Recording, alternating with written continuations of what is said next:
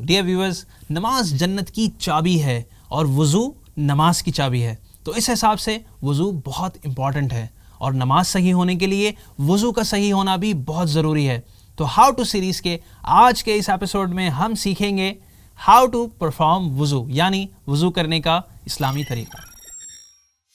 Dear viewers, سب سے پہلے قبلے کی طرف رخ کر لیجئے، پھر وضو کی نیت کیجئے اور بسم اللہ والحمد للہ کہہ لیجئے۔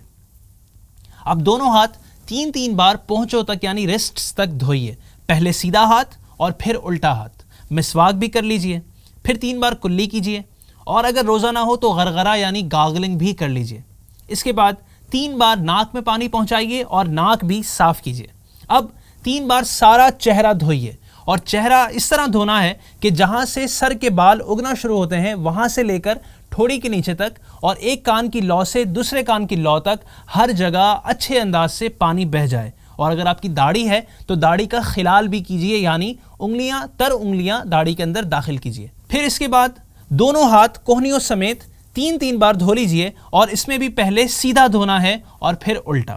اب سر کا مسح کیجئے۔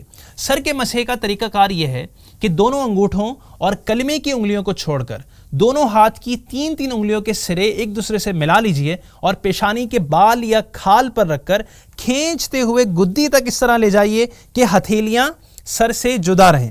پھر گدی سے ہتھیلیاں کھینچتے ہوئے پیشانی تک لے آئیے۔ کلمے کی انگلیاں اور انگوٹھے اس دوران سر پر بالکل ٹچ نہیں ہونے چاہیے۔